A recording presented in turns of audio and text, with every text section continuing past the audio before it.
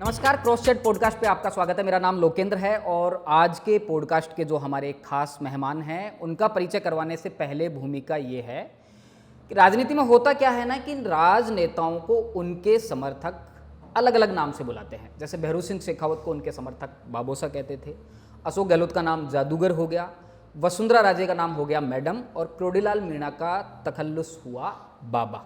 आज के जो हमारे खास मेहमान हैं इन्हें अक्सर बुलेट प्रूफ विधायक के नाम से बुलाया जाता है। इस बुलेट प्रूफ विधायक के पीछे की कहानी बड़ी थ्रिल है। आप ये पॉडकास्ट लास्ट तक देखिएगा और आपको पता चलेगा कि चूरू और मूलतः सादुलपुर के पूरे आपराधिक कालखंड की कहानी असल में क्या है। तो बिना किसी भूमिका के स्वागत करिए आज के हमारे खास मेहमान सादुलपुर के विधायक मनोज न्यागली का। मनोज जी, स्वागत है आपका। नमस्कार, स्वागत है, धन्यवाद आपका।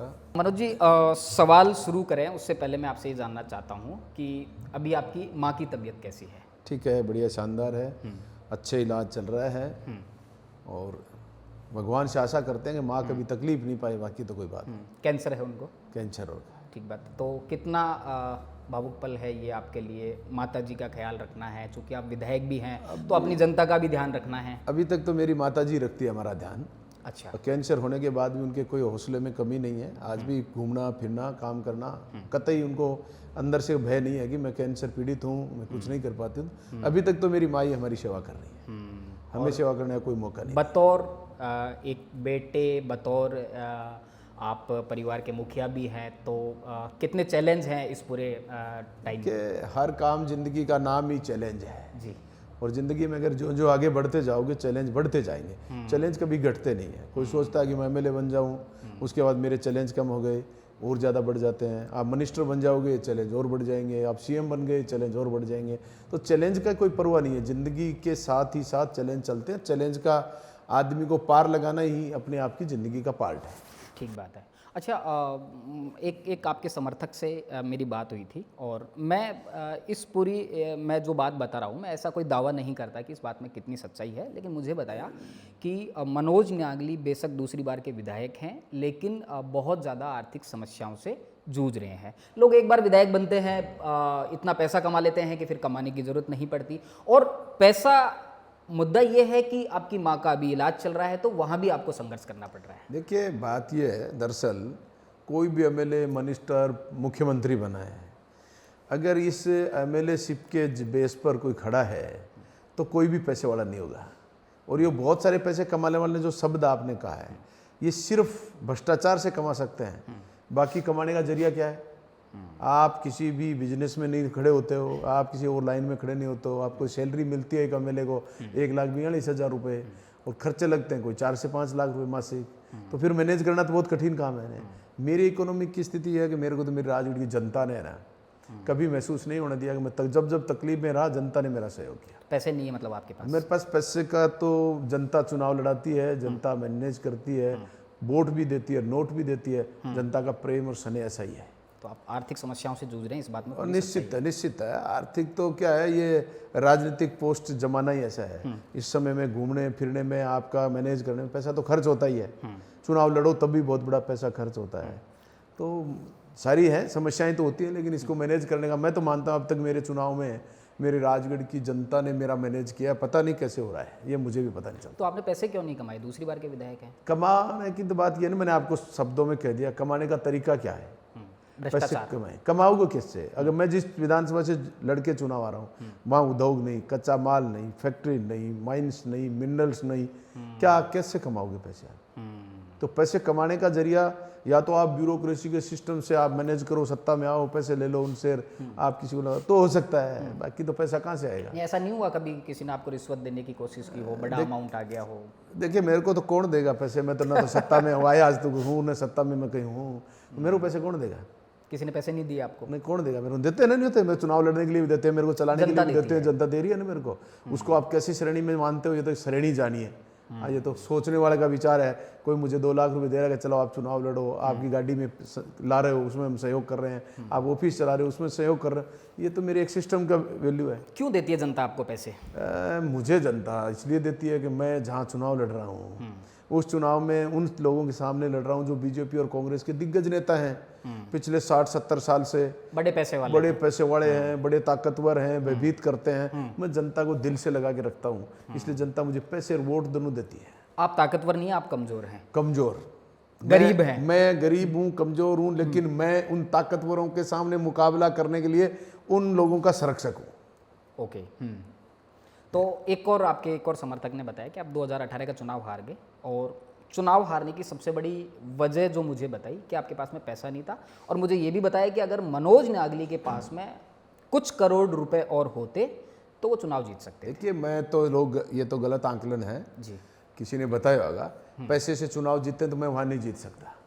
अच्छा, मेरे पास बांटने के लिए पैसा नहीं, मेरे पास दारू पिलाने के लिए पैसा नहीं, मेरे पास गाड़ी घोड़े देने के लिए पैसा नहीं, तो मैं तो बिना ही पैसे लड़ रहा हूँ। 4-3 चुनाव लड़े मैंने, एक भाई साहब ने लड़ा, वीरेंद्र भाई साहब ने चुनाव लड़ा, तो 4 चुनाव लड़े हमने, तो बिना ही पैसे लड़े। तो पैसे बांट के आज तक मेरे किसी भी कार्यकर्ता ने या किसी भी वोटर ने पिछले 20 साल से लगातार चुनाव लड़ने के बाद एक पैसा और एक बूंद दारू, क्योंकि दारू का ज्यादा जोर चलता है, लोग कहते हैं। अच्छा, मानते हैं आप दारू पिलाते हैं लोग? पिलाते हैं, मानता हूँ, लेकिन मेरे किसी वोटर ने, कार्यकर्ता ने आज तक मेरे से एक पैसे की दारू नहीं पी, एक पैसा नगद नहीं लिया। तो फिर आपका मुद्दा क्या रहता है चुनाव? मुद्दा बता दिया ना मैंने आपको। मैं उन गरीब, शोषित, पीड़ित, मजलूम लोगों के साथ जो अन्याय, जुल्म, ज्यादती होती हैं, उस समय मैं उन जुल्मी लोगों के खिलाफ, अन्याय करने वालों के खिलाफ, प्रशासनिक अमले जमले की अगर सही न्याय सम्मत कार्रवाई नहीं करते उनके खिलाफ डटकर मैं मेरे लोगों की मदद करने के लिए तैयार रहता हूँ। मैं मेरे राजनीतिक में सुबह 7 बजे से लेकर रात को 12 बजे तक पब्लिक जब भी जहाँ भी मेरे से मिलना चाहे, मैं जहाँ उपस्थित हूँ, मैं वहीं काम करता हूँ, वहीं सुनता हूँ, वहीं मिलता हूँ। तो मेरी जनता का प्रेम है, स्नेह है, उनके हर सुख दुख का भागीदार रहता हूँ। ठीक है, इसलिए वोट देते हैं। अब मुद्दे की तरफ आते हैं, जो आज के पॉडकास्ट का असल में मुद्दा है और जिन बातों को जनता जानना चाहती है। आप जिस सीट से नेता हैं, जिस सीट से विधायक हैं, उसका अपना एक इतिहास रहा है, और वो इतिहास इतना थ्रिलर है, इतना अपराध से भरा हुआ है कि राजस्थान की किसी भी विधानसभा सीट का ऐसा इतिहास नहीं होगा। मैं आपसे ये जानना चाह रहा हूँ कि ये जो सिलसिला है वो कैसे तो शुरू हुआ, उसकी मूल वजह क्या थी, और ये पूरी कहानी क्या है? देखिए, आपराधिक प्रवृत्ति में निश्चितता मेरे राजगढ़ का नाम अग्रणी आ रहा है। हाँ, लेकिन इस आपराधिक प्रवृत्ति में जिस तरीके से अपराधी बनना, जैसे हम भी, हमारा भी नाम आता है इसमें, को बहुत क्रिमिनल थे, अपराध किया, लड़ाई लड़ते थे। आप वो क्रिमिनल मानते हैं? मानते हैं, मानते हैं ना कि ये उस बैकग्राउंड से आए हैं। बड़े भाई वीरेंद्र नांगली का नाम लेते हैं, लेकिन कई बार जहाँ कानून फेल हो जाता है, जहाँ प्रशासन फेल हो जाता है, जहाँ राजनेता फेल हो जाते हैं और शोषण करने वालों का आतंक बढ़ जाता है, तो फिर किसी शरीफ व्यक्ति को भी क्रिमिनल बनना पड़ता है। अपने संरक्षण के लिए, अपने न्याय के लिए वो लड़ाई लड़नी पड़ती है, और लड़ाई लड़ोगे जब न्याय कानून से नहीं मिल रहा है तो फिर आपको लड़ना पड़ जाता है, लड़ना पड़ता है तो आप भी क्रिमिनल हो गए। तो इसका मतलब क्रिमिनल के बराबर आप अपने बचाव में, अपने अन्याय को रोकने के लिए लड़ते हो, तो फिर मुकदमे हो जाते हैं, मुकदमे हो जाता है, आप क्रिमिनल की श्रेणी में। तो क्रिमिनल 2 तरीके के हैं, एक क्रिमिनल है डरा रहा है, फिरौती मांग रहा है, एक क्रिमिनल है मर्डर कर रहा है, एक क्रिमिनल है किस प्रॉपर्टी भूमाफिया है, एक क्रिमिनल वो है जो उन सबसे मुकाबला करने के बाद मुकदमों से क्रिमिनल हो जाता है। तो वो क्रिमिनल की श्रेणी में नहीं है, वो अपने उस बचाव के पीरियड में इस लड़ाई को लड़ता है। किसी के घर पे कोई हमला करता है, किसी की ज़मीन रोकता है, और वहाँ वो परिवादी उस आए हुए ज़मीन रोकने वालों के साथ लड़ाई लड़ लेता है, तो फिर क्रिमिनल तो हो ही गया, झगड़ा हो गया, क्रिमिनल हो गया। वो क्रिमिनल नहीं था ना, वो अपनी प्रॉपर्टी के बचाने के लिए उन गुंडों और बदमाशों से लड़ रहा था। उस लड़ाई में उनको चोट लग गई तो मुकदमा तो उसके खिलाफ भी हो गया। वो क्रिमिनल नहीं है, वो संरक्षक है। मजेदार बात कही आपने कि शरीफ को भी क्रिमिनल बनना पड़ता है, बनना पड़ जाता है। आप अपने आप को शरीफ मानते हैं या क्रिमिनल मानते हैं? देखिए, हम क्रिमिनल नहीं, हम उस क्रिमिनलों को बनना पड़ा, बचाव के लिए बनना पड़ा, और यही कारण था कि हम बचाव में बने तो हम उन नेताओं को रोक पाए, हम नेता बने। अगर हम भी सहन करते रहते, सहन करके आगे नहीं लड़ते, रुक जाते, थम जाते, तो आज नहीं होते हैं। अच्छा, राजगढ़ में जो ये पूरा सिलसिला शुरू हुआ, 2 जातियों के बीच में वर्चस्व की जंग, गैंग वॉर, लगातार वहाँ मर्डर होते हैं, इस तरह की घटनाएं होती हैं, इसकी मूल जड़ को आपने कभी जानने की कोशिश की कि ये कारण क्या है इसका सबसे बड़ा? देखिए, 2-3 चीज़ है जी। वहाँ जहाँ भी किसी भी बाहुल्य से राजनेता जो बन जाते हैं, वो राजनेता अपने गुंडे पाल लेते हैं। इसलिए पाल लेते हैं कि उनके सामने जब जब भी कोई राजनीतिक रूप से खड़ा होगा, कमज़ोर व्यक्ति जुल्म के खिलाफ खड़ा होगा, तो उन गुंडों और बदमाशों से उनका वो उपयोग करते हैं, और उपयोग करते हैं तो वो कारण बन जाते हैं। संरक्षण उनका राजनीतिक हो जाता है, सत्ता में वो लोग होते हैं, सत्ता वाले जब संरक्षण करते हैं तो क्रिमिनल बढ़ जाते हैं। थोड़े दिनों में वो क्रिमिनल उन सत्ता वालों को भी आंख दिखाते हैं। ऐसा नहीं है कि वो उनके सहज ही रहते हैं, लेकिन एक बार उनका उपयोग करते हैं तो क्रिमिनल बढ़ जाते आपको जानकारी है सादुलपुर राजस्थान की एकमात्र ऐसी विधानसभा होगी जहाँ की सिटिंग एमएलए का मर्डर हुआ है 1971 में, शीशराम पुनिया। हुआ है निश्चित। क्या कहानी है, थोड़ा बताइए। देखिए, शीशराम जी का सिटिंग एमएलए का मर्डर करने वाले दीपचंद जी कस्वा के ऊपर आरोप लगा था जी। दीपचंद जी कस्वा उसमें जेल में भी गए थे। राम सिंह कस्वा के राम सिंह कस्वा और राहुल कस्वा के दादा राम सिंह कस्वा के पिताजी जी गए थे। उस समय तो मेरा जन्म ही नहीं हुआ था तो मैं वहां तक तो जाके नहीं बता सकता क्यों हुआ, लेकिन ऐसा ही कोई कारण रहा होगा जिसमें ये हुआ है। लेकिन उस समय तो जन्म से पहले की बात तो मैं क्या बता पाऊँ, लेकिन मर्डर हुआ, सिटिंग एमएलए का मर्डर हुआ। मैं आपके सामने बैठा हूँ, मेरे ऊपर भी गोलियां चली, मेरे भाई ने चुनाव लड़ा 2008 का। उस बात पे भी आएंगे, उस बात पे भी आएंगे। अभी शीशराम पूनिया, मैंने बहुत जानने की कोशिश की इस पूरी घटना को, देखिए, कहीं उपलब्ध नहीं है जानकारी कि ये पूरा कैसे हुआ। देखिए, शीशराम जी पूनिया यहाँ जयपुर से ट्रेन से जा रहे थे, रेलवे स्टेशन पर उन पर हमला हुआ, वहीं उनका मर्डर हुआ। किसने किया ये सब? ये मर्डर करने बता दिया ना मैंने, नाम तो दीपचंद पूनिया का या वो जेल में भी गए उसके। हाँ, दीपचंद कस्वा जी। तो उनका वो जेल गए इस पूरे मामले में? बिल्कुल गए थे। क्यों करवाया ये जानने की कोशिश किया? देखिए, क्यों कराया ये हो सकता है, मैं ये बता रहा हूँ जो ट्रेंड चल रहा है राजनीति में, कोई शोषण करने वाले भी हो सकते हैं, शोषण करा हो सकता है वो गुंडे बदमाश हों, उन्होंने उसको किसी ने उपयोग किया हो, तो ये उस समय की स्थिति है। अच्छा, आपकी सीट पे एक और डायमेंशन है कि जाट बनाम राजपूत के बीच में एक वर्चस्व की लड़ाई है, और बार बार चुनावों में ये जो आक्रामक अभिव्यक्ति है ये बार बार निकल कर आती है। लेकिन वहाँ पे एक और कहानी मुझे पता चली जब मैं आपके पॉडकास्ट करने से पहले रिसर्च कर रहा था कि वहाँ पूनिया बनाम कस्बा की बड़ी दिलचस्प लड़ाई है। देखिए, मैं एक बात कहना चाहता हूँ, राजनीति, वर्तमान की राजनीति की जो स्थितियाँ हैं वो दिल्ली से तो धर्म के नाम से, राष्ट्रहित के नाम से, हिंदुत्व के नाम से चल रही है, नीचे अगर अपन आते हैं तो जाति के नाम से चल रही हैं, उसके बाद भी अगर कोई और आता है तो गोत्र पर आकर खड़ी हो जाती है। लेकिन ये आम जन के हित की बात नहीं है। ये राजनीति में एक बड़ा दुर्भाग्य समय चल रहा है। राजनीति में कोई जाति का हित नहीं होता।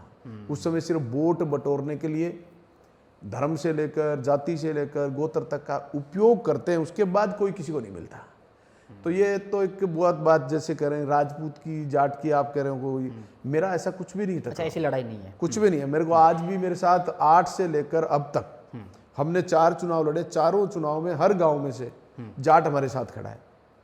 ठीक है। निश्चित रूप से हर गांव से जाट हमारे साथ है, कोई जाए वो नहीं है। ये तो सिर्फ राजनेता फैलाना चाहते हैं जो मेरे सामने चुनाव लड़ रहे हैं, बीजेपी और कांग्रेस से लड़ रहे हैं। बड़ी संख्या में दल भी है उनके पास, बल भी है उनके पास, धन भी है उनके पास, तो फिर मुझे रोकने के लिए कहीं न कहीं उपयोग करते हैं। तो फिर लेकिन लोग धीरे धीरे समझ गए, अब कोई नहीं सुनना चाहता उनकी बात। ऐसा होता तो मैं वहां से 3-2 बार एमएलए बना हूं। जाटों के वोट वहां 1 लाख है। आपको मिलते हैं जाट समाज के वोट? हाँ, हर चुनाव में बड़ी मजबूती से मेरे साथ खड़े हैं। अच्छा, मैंने आपका जो बूथ है वो भी स्टडी किया है, जो आपके जो दोनों चुनावों के रिजल्ट आए हैं, माइनॉरिटीज़ के पूरे वोट आपको मिलते हैं? देखिए, मुझे माइनॉरिटी के वोट अच्छे मिले, 8 में भी हमको अच्छे मिले, 13 में भी अच्छे मिले, 18 क्या कारण है इसका? देखिए, वो तो हमारे लोगों का घरेलू लगाव है। हर व्यक्ति के घर में लगाव बना कैसे, मैं वही जानना बना तो देखिए, मैं 24 घंटे उनके, अगर आज किसी शादी में बुलाया तो मैं जाता हूँ, उनके कोई जन्म दिवस है तो मैं जाता हूँ, उनके दुख तकलीफ है तो मैं जाता हूँ, उनके कोई बार त्यौहार रहते हैं तो मैं उनके उपस्थित रहता हूँ। घर में मेरे पास कभी भी वो अपनी तकलीफ लेके आते हैं तो मैं उनकी सुनता हूँ। वो एक अपने आप को नेता से ज़्यादा मेरे को सब लोग अपना भाई मानते हैं, परिवार का सदस्य मानते हैं। नेता कम, सदस्य, पारिवारिक सदस्य ज़्यादा मानते हैं। लोग जुड़े हुए मेरे साथ। ठीक बात है। दलित समाज के वोट आपको सबसे ज़्यादा? देखिए, हमारा चुनाव, हमने बहुजन समाज पार्टी से चुनाव लड़ा है, और लगातार सारे चुनाव आज तक जितने लड़े हैं वो बहुजन समाज पार्टी से लड़े। उसमें सबसे बड़े मेरे भाई वीरेंद्र नांगड़ी ने 2005 में बीडीसी मेंबर का चुनाव लड़ा, बसपा से लड़ा, 800 वोटों से चुनाव जीते। जेल में थे उस टाइम? जेल में थे उस समय। उसके बाद 8 का चुनाव उन्होंने एमएलए का लड़ा, बसपा से लड़ा। उसके दूसरे नंबर पे रहे? दूसरे नंबर पर रहे। और 9 में मैंने वहाँ डायरेक्ट बसपा से चेयरमैन बनाया मेरे शहर का डायरेक्ट चुनाव में। 10 में मैं पंचायत समिति सदस्य रहा बसपा से। 13 में बसपा से एमएलए बन गया। उसके बाद 18 का मैंने फिर एमएलए का बसपा से चुनाव लड़ा। अब मेरे छोटे भाई की बहू बीडीसी मेंबर है बसपा से। तो हम सारे घर बसपा से लड़ते आए आज तक। तो दलित के SC ST के जो लोग हैं वो आप लोग जिनका प्रेम और स्नेह हमारे साथ जिस घरेलू तरीके से जुड़ा हुआ है, हम उनको बहुत हर कठिनाई में उनके साथ खड़े रहते हैं, इसलिए वो हर लोग हमारे साथ खड़े हैं। आपने इस बार जब विधानसभा में शपथ ली थी बतौर एमएलए, तो आपने लास्ट में एक नारा लगाया था, जय भीम जय भवानी। इसके क्या मायने हैं? देखिए, ये तो नारा इसलिए लगाया, ये देश नहीं विश्व के पटल पर डॉक्टर BR अम्बेडकर साहब देश के संविधान निर्माता हैं और वो संविधान पूरे हिंदुस्तान को इतना बड़ा संविधान देके गए। वो संविधान और उनकी विद्वत्ता पूरे विश्व पटल पर तो उनकी विद्वत्ता कायम कर रही है और देश का संविधान आज भी उनके बनाए हुए संविधान पर हम चल रहे हैं। तो फिर डॉक्टर BR अम्बेडकर साहब का तो नारा लगाना ही चाहिए। आप उस पार्टी से भी जीत के आए हैं, पार्टी, बहुजन पार्टी। देखिए बाबा साहब कोई पार्टी के कोई मानता तो गलत नहीं, उनकी पार्टी नहीं है, लेकिन बहुजन समाज पार्टी दावा करती है ना कि हम अम्बेडकर की विचारधारा के लोग देखिए, हैं। दावा करना तो अलग बात है, लेकिन मैं तो किसी भी महापुरुष का ये नहीं मानता कि वो किसी जाति के हैं, किसी धर्म के हैं या किसी गोत के हैं। जो भी महापुरुष बने हैं वो हमारे राष्ट्र की धरोहर है और राष्ट्रीय धरोहर में कोई कब्जा करे, कोई अपना हक जताए, मैं तो नहीं मानता, गलत मान रहे हैं सरासर। सारे महापुरुष, चाहे वो जाट समाज से हों, चाहे वो राजपूत समाज से हों, चाहे मुस्लिम समाज से हों, चाहे वो SC से हों, किसी भी कैटेगरी से अगर वो हैं तो वो हमारे महापुरुष हैं। तो महापुरुषों को चैलेंज करते हैं कोई व्यक्ति, तो मैं तो गलत मानता हूँ। कई बार महापुरुषों के खिलाफ बाबा साहब की कोई बार मूर्तियां तोड़ देते हैं लोग। अरे वो हमारे महान व्यक्तित्व हैं, क्या उसकी मूर्ति तोड़ने से उसका व्यक्तित्व समाप्त थोड़ी होता है? नहीं तोड़नी चाहिए। कभी मैंने देखा महाराणा प्रताप की तोड़ते हैं, कभी कोई तेजाजी महाराज की तोड़ देता है, तो ये कोई शोभनीय काम नहीं है। इसलिए मैं मानता हूँ कि जो महापुरुष बन गए वो हमारे राष्ट्र धरोहर है, उनका सम्मान राष्ट्रीय धरोहर के रूप में करना चाहिए। तो आप डॉक्टर अम्बेडकर की विचारधारा में निष्ठा रखते हैं, इसलिए आपने कहा जय भीम, और दूसरे नारे को भी आप क्लियर कर दीजिए, जय भवानी। देखिए, जय भवानी, हम माता जी के उपासक हैं। हम उनके हर समय याद करते रहते हैं। उनके आशीर्वाद से, उनका नाम लेकर हम आगे बढ़ते हैं। तो फिर माता जी के उपासक हैं तो माता जी का नाम लेना, जय भवानी बोलना, ये तो हमारा जरूरी था। नहीं, ये ऐसा नहीं था कि चर्चा तो ऐसी थी मीडिया में कि मनोज न्यागली उसी वोट बैंक से जीत के एमएलए बनते हैं, तो इस नारे के बने होता क्या है ना कि सभी नेता जिसमें निष्ठा रखते हैं, जैसे जाट समाज से कोई नेता आया है तो मान लीजिए वो जय जवान, जय किसान, जय वीर तेजाजी ऐसे नारे लगा देता है। बाकी के जिनके अलग अलग डायमेंशन होते हैं, तो आप राजपूत और दलितों को वहाँ साधना चाह रहे हैं इस बहाने कि देखिए मैं आपका, देखिए मेरे साथ है ही, मैं साधना तो सबको चाहता हूँ। कोई 36 कौम के बिना कोई राजनेता नहीं हो सकता, और 36 कौम के लोग जब साथ होते हैं तो ही राजनेता है। और राजनेता अगर किसी जाति का बन के खड़ा रहता है, मैं तो कहता हूँ उसके इससे बड़ा कोई दुर्भाग्य नहीं हो सकता। नेता किसी का जात का नहीं हो सकता, किसी गोत का नहीं हो सकता, किसी धर्म का नहीं हो सकता। नेता हर धर्म का सम्मान करे, हर जाति का सम्मान करे, हर जाति का व्यक्ति उससे जुड़ा रहे, मैं उसको नेता। ठीक बात है। सीधा 2000 पे आते हैं। एक बड़ा मर्डर हुआ था सादुलपुर में, सुमेर फगेड़िया का, 2000 में, और बड़ा चर्चित कांड था पूरे राजस्थान में कि एक व्यक्ति को कोर्ट के भीतर गोलियों से भून दिया गया। उसमें आपके जो बड़े भाई हैं वीरेंद्र न्यागली, उनका नाम आया था। इस पूरे मामले पर क्या कहना चाहते हैं आप? क्या पूरा घटनाक्रम था? ये घटनाक्रम अदालत ने हमको, भाई वीरेंद्र न्यागली भी जेल में गया, मेरा छोटा भाई भी जेल गया, और भी 10 लोग जेल गए थे। लेकिन जब अदालत ने हमारे उस अंतिम निर्णय को ये माना कि ये लोग निर्दोष हैं। मामला क्या था? अब मामला देखिए, हमारी आपसी दुश्मनी के नाम से आरोप लगे। मेरे छोटे भाई के साथ हमला किया था उन्होंने। सब लोगों ने हाथ पैर सिर सब तोड़ दिया। जिंदगी और मौत के बीच लड़े 2 साल वर्ष तक। विजेंद्र न्यागली? नेपू न्यागली। नेपू न्यागली छोटा भाई है मेरा। ठीक, आपसे छोटे हैं? मेरे से छोटा है। ठीक है। और उसके साथ एक सूरत सिंह हमारा बहुत बड़े भाई के रूप में हमारा साथ है, और सारथी था उसके साथ भी, उसके भी हाथ पैर सब तोड़े थे। उस समय वो बच गए ऊपर वाले की कृपा से। क्यों तोड़ा, क्यों मतलब रंजिश? तोड़ा तो रंजिश तो राजनीतिक होगा, दुश्मनों की बात है, ताकत दिखाना चाहते थे, वो गुंडा प्रवृत्ति के लोग आपके थे। भाई की लड़ाई थी उनसे वीरेंद्र न्यागली? भाई की कोई लड़ाई नहीं, लड़ाई तो वहाँ यही थी ना, हम दब के नहीं रहे, हमने उनके से मुकाबला किया, उनके अन्याय और जुल्मों के खिलाफ लड़े, यही था बस। और वो दबाना क्यों चाहते थे आपको? दबाना तो वहाँ तो उनके वर्चस्व रखना चाह रहे थे ना, गुंडागर्दी का। हमारे वर्चस्व में कोई दखलंदाजी नहीं करे, कोई हमारे किसी अन्याय करने को रोकने वाला नहीं हो। ठीक है, इसलिए दबाना। तो आपके भाई के साथ में मारपीट की, सुमेर फगड़िया की गैंग ने मारपीट की, ये कहना चाह रहे हैं। फिर उसके बाद में चलती रही दुश्मनी। दुश्मनी में क्या होता है? दुश्मनी में तो जो होता है वही होना चाहिए। अब स्वीकार कर रहे हैं कैमरे के हाँ, सामने। इसमें क्या स्थिति है, वो तो मैं कह रहा हूँ ना, दुश्मनी में जो होना चाहिए वो हो गया, इसके बाद कोई इश्यू नहीं था। तो आप मान रहे हैं कि जो वीरेंद्र न्यागली, आपके बड़े भाई का नाम लिया गया सुमेर फगड़िया मर्डर कांड में, लिया गया, नाम लिया गया, गिरफ्तारियां हुई, लेकिन जेल गए, लेकिन अदालत ने उस सिस्टम को निर्दोष माना।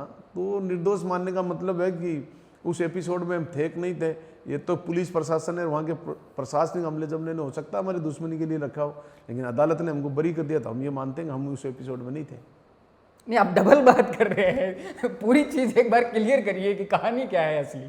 बता दिया ना कहानी, एपिसोड 2 होते हैं। हाँ, दुश्मनी में कुछ भी हो जाए, कुछ भी हो जाए, और आपकी दुश्मनी में ये हुआ कि सुमेर फगड़िया का मर्डर हुआ, मर्डर कोर्ट में हुआ, पुलिस प्रशासन ने हमको मुलजिम माना, हमारे परिवार को मुलजिम माना, लेकिन न्यायालय ने हमको निर्दोष माना। तो हम उस बात पर जाते हैं कि जो निर्दोष माना जाता है वो सही फैसला है, और आप निर्दोष होके वहां से निर्दोष हो गए बाहर। कितने साल के थे आप उस वक्त? मैं उस समय 23 साल का था। 23 साल के थे आप, पढ़ाई कर रहे थे उसमें? मैं उस समय में वकील था, प्रैक्टिस कर रहे थे उसी कोर्ट में? मैं उसी कोर्ट में कर रहा था जिस कोर्ट में मर्डर हुआ था सुमेर फगड़िया का। आप वहाँ मौजूद थे जब ये? मैं उस समय कोर्ट के अंदर था, बाहर नहीं था। बाहर थे? बाहर नहीं था, कोर्ट के अंदर था। जहाँ गोलियाँ चली? गोलियां बाहर चौपाल में चली, खुले में। तो बड़ी गजब की कहानी है। मैं वीरेंद्र न्यागली के बारे में थोड़ा सा जानना चाह रहा हूँ कि 2 पक्ष हैं आपके बड़े भाई वीरेंद्र न्यागली को लेके। एक पक्ष है जो वीरेंद्र न्यागली को कहता है कि वो गरीबों के मसीहा थे, लोगों के लिए लड़ाई लड़ते थे, दलितों के नेता थे। और एक पक्ष है जो मानता है कि वीरेंद्र न्यागली एक हार्डकोर क्रिमिनल थे, उनकी एचएस खुली हुई थी, उनके ऊपर इतने नामजद मुकदमे दर्ज थे।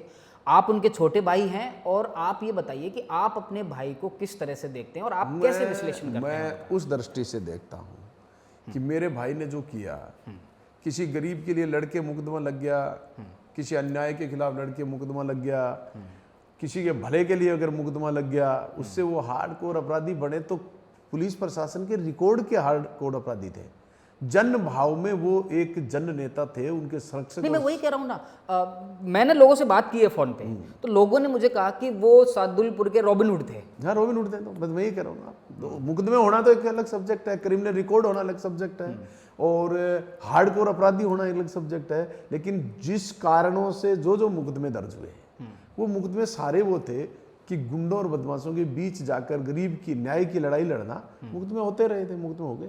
आप कैसे देखते हैं अपने बड़े भाई को? मैं उस भाई को ये देखता हूँ कि उसकी पूर्ति हम कभी नहीं कर पाएंगे, कारण? उन जैसा हम कभी नहीं बन पाएंगे। उनमें न्याय करने की उम्मीद जो थी जनता में, वो उनकी ताकत थी, और हम किसी का बराबरी कर पाएं ये तो संभव ही नहीं है ना।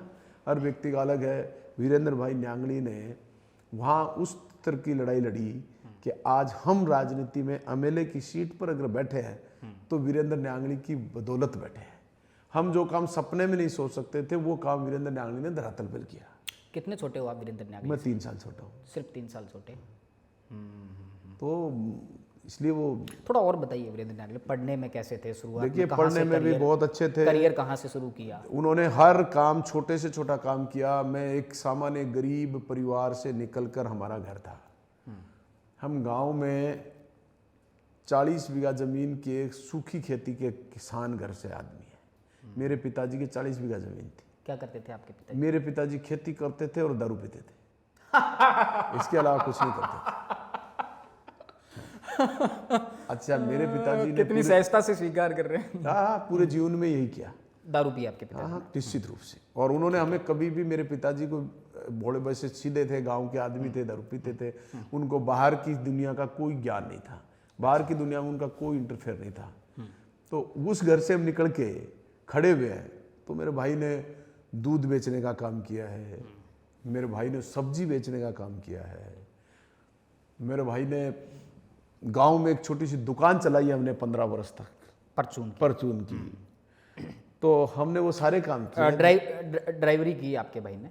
ड्राइवरी तो किसी के नहीं करी। नहीं, गाड़ी चलाना जानते थे, वो अलग बात है, ड्राइवरी किसी का नहीं करी। तो हमने वो सारे काम करने पड़े उस स्थान पर खड़े होने के लिए। ठीक है। उसके बाद वो 12वीं के बाद 10वीं 11वीं के बाद आर्मी में लग गए थे। वीरेंद्र नागली जी, वो फौज में रहे 9 साल तक। अच्छा। 9 महीने तक। 9 महीने बाद उनके एक मुकदमा दर्ज होने के कारण उनको वहां से बर्खास्त कर दिया। वो मुकदमा किसने दर्ज किया? मुकदमा कोई रोडवेज बस कंडक्टर का था, पढ़ते टाइम कोई हो गया था, उस मुकदमे के कारण उनको बाहर कर दिया। अच्छा, फौज में भर्ती होने से पहले कोई मुकदमा हो गया था, उस कारण से वो बर्खास्त हो गए। अच्छा, ठीक है। फिर उसके बाद वो दोबारा फील्ड में यहाँ आ गए। उसके बाद फिर वो दोबारा भर्ती देखी उन्होंने झुंझुनू में, फिर वो आर्मी में सिलेक्शन हो गया था। लेकिन तब तक वो लाइन बदल चुके थे। क्यों बदल चुके थे? वो हताश हो गए थे कि मैं किसी मुकदमे के कारण नौकरी से बाहर आ गया, मेरे घर की कंडीशन ठीक नहीं रही, गुस्सा था। फिर ये भाव था कि मेरे किस लोगों ने मुकदमे लगवाए, एक मुकदमे हुए, उस बाद में वो बदल गए थे। उसके बाद वो पढ़ाई उन्होंने माउंट आबू में जा करके आबू रोड में ग्रेजुएशन करने का प्रयास किया। वहाँ से फिर वापस आ गए, सक्षम नहीं थे, वापस नहीं कर पाए। तो उन्होंने बड़ी संघर्ष। फिर मेरे को उन्होंने 1998 में मोता कॉलेज का चुनाव लड़ाया। कहाँ का? मोता कॉलेज मेरे राजगढ़ में है। अच्छा। उसमें मेरे को 98 में प्रेसिडेंट का चुनाव लड़ाया। मैं वहाँ उस समय 98 में प्रेसिडेंट बना। आप छात्र संघ अध्यक्ष रहे? छात्र संघ अध्यक्ष रहा। ठीक है। उसके बाद में वकालत आपने कब शुरू की? मैंने 2002 में 2002 में वकालत शुरू की। उससे पहले ये सुमेर फगड़िया वाला मर्डर कांड हो जाता है। उसके बाद फिर हम फरार रहे हैं, परेशान रहे हैं। आप भी? हाँ, मुझे मेरा भी नाम लिखवाया था ना, मैं भी 6 महीने तक फरार रहा। अच्छा, फिर और आप जेल रहे? फिर नहीं, जेल में नहीं था मैं। अनुसंधान में मेरा शामिल नहीं किया गया। अच्छा, इसलिए मैं बच गया। लेकिन उस समय में जब तक वीरेंद्र नागली गिरफ्तार नहीं हुआ, तब तक हमको भी बाहर फरारी में रहना पड़ा। उस समय मेरा परिवार बहुत दुखी, परेशानी में रहा। उसके बाद मैं भी 2 साल गांव में रहा, वकालत छोड़ के। फिर गांव में छोटे छोटे काम किए, खेत का, कोई छोटी दुकान का। इन परिस्थितियों में खड़े रहे। फिर बाद में मैं जोधपुर चला गया वकालत करने। जोधपुर में आपने 4 से 9 तक मैंने वकालत करी। 4 से 9 तक। और 9 में आपके भाई साहब का मर्डर होने के बाद फिर मैं वापस राजगढ़ आया, फरवरी 2009 में। उससे फिर मैंने राजनीति। वो घटनाक्रम बताइए, वीरेंद्र नागली का जिस दिन मर्डर हुआ, ये क्या पूरा घटनाक्रम है? थोड़ा सा विस्तार से देखिए। विस्तार तो क्या है, उस समय की स्थिति ये थी कि वो इतने पॉपुलर हो गए थे कि पहला ही चुनाव लड़ा और सामने नेताओं को चैलेंज कर दिया। सेकंड नंबर पे रहे, 5-6 हज़ार वोटों से हारे थे। और एक पक्ष कांग्रेस का उम्मीदवार था, वो सरेंडर हो गया था, उसके 20-25 हज़ार वोट आए। वो दोनों एक जगह होकर के भाई वीरेंद्र नागली को हरा दिया। हराने के बाद कमला कस्बा जीत जाती है। कमला कस्बा चुनाव जीत गई, वो सेकंड नंबर रहे। कांग्रेस के कोई 20-25 हज़ार वोट आए। ठीक है। तो ये चुनाव में मैदान बन गया, जनता का प्रेम स्नेह बढ़ गया तो उन्होंने सुपारी किलरों से मर्डर करा दिया। किसने? राम सिंह कस्वा के नाम लगाया हमने, राहुल कस्वा के नाम FIR दर्ज कराई राम सिंह और कमला के खिलाफ। निश्चित रूप से हम ये मान के चल रहे थे उन्हीं लोगों ने मर्डर कराया। लेकिन अनुसंधान में उनको पुलिस ने मुलजिम नहीं माना। उसमें सुपारी किलरों को ढूंढ के मुलजिम बनाया। जिन लोगों ने मर्डर कराया उनको गिरफ्तार किया। नीचे के ट्रायल कोर्ट में सजा हुई, लेकिन हाई कोर्ट में वो बरी हो गए। अब सुप्रीम कोर्ट में अपील पेंडिंग है। अभी केस चल रहा है। तो कस्बा परिवार से आपकी लड़ाई की शुरुआत कब, कैसे, कहाँ होती है? बस ये राजनीति के, और कस्बा परिवार से हमारी कोई डायरेक्ट किसी पर कोई लड़ाई नहीं। जब लेकिन वर्चस्व बढ़ गया, वीरेंद्र नागली के साथ जनता का प्रेम हो गया, वो देखे हमारी कुर्सियां छीनेंगे राजनीतिक रूप से, तो फिर वो मर्डर हो गया। तो ये चीज तो जनता का प्रेम जो बढ़ता है। उससे पहले जिला परिषद का भी चुनाव लड़ा था आपके भाई? पंचायत समिति का। जेल में थे उस वक्त? जेल में थे। और जेल से वो चुनाव जीत जाते 800 वोटों से करीब चुनाव जीते थे। फिर विधानसभा का चुनाव लड़ते हैं, उसके बाद में फिर मर्डर हो जाता है। आपको फिर घर लौटना पड़ता है? फिर घर लौटना पड़ता है 2009 में। अच्छा, ये बात और चलती है कि आपने जुडिशरी का एग्जाम क्रैक कर लिया था एक बार? मैंने दिल्ली जुडिशरी का क्रैक करा था। अच्छा, एग्जाम क्रैक कर लिया था पूरा? MLA बनने के बाद मेरा रिजल्ट आया था, फिर मैं गया नहीं इंटरव्यू में। एक और बात मुझे पता चली आपके घरेलू सूत्रों से कि वीरेंद्र नागली के मर्डर के बाद में परिवार में इस बात को लेके डिस्कस हुआ कि अब वीरेंद्र न्यागली की विरासत को आगे कौन बढ़ाएगा। बात आई कि मनोज न्यागली परिवार के समझदार लड़के हैं, पढ़े लिखे हैं, वकालत आती है, कानून की जानकारी है, लेकिन मनोज न्यागली थोड़े से सीधे साधे थे, थोड़ी सी शराफत थी उनके अंदर। पहले तो तैयार नहीं हुए, फिर परिवार वालों ने समझाया कि वीरेंद्र न्यागली की विरासत को जैसे तैसे आगे बढ़ाना है। और कितनी सच्चाई है इन सारी देखिए, मैं सही बात है, मैंने तो कभी चुनाव लड़ने के बारे में सोचा ही नहीं। और शरीफ की बात तो मैं आज भी शरीफ ही आदमी हूँ, अब भी मैं जब से मैं भी शरीफ था, आज भी मैं शरीफ ही हूँ। और शराफत दो तरीके की बात है। देखिए, राजनीति में जब भाई वीरेंद्र न्यागली वहाँ चुनाव लड़ रहा था ना, उस समय वहाँ की जनता, वहाँ के लोग, विपक्षी लोग ये कहते थे कि यार किसके पीछे हो गई, ये तो गुंडा बदमाश है। और जब भाई वीरेंद्र न्यागली चला गया, तब मैं मैदान में आया चुनाव लड़ने के लिए, तो वही लोग ये कहना शुरू कर दिया, यार वीरेंद्र न्यागली में जो काबिलियत थी वो मनोज न्यागली में नहीं है। मानते हैं आप इस बात? हाँ हाँ, मैं भी मानता हूँ। तो है कि नहीं है, ये तो मैंने बाद में परिणाम के बाद बदली है ना, क्या हुआ, कैसे बदल दिया। लेकिन जब 9 में आया तो सामने विपक्ष के लोग कहते थे नहीं यार वो बात तो गई, वीरेंद्र न्यागली जैसा तो कुछ हो ही नहीं सकता। और वीरेंद्र न्यागली तो अलग काबिलियत थी, मनोज न्यागली तो क्या है। लेकिन हमने एक लक्ष्य बनाया कि हमको 2013 का चुनाव लड़ना है।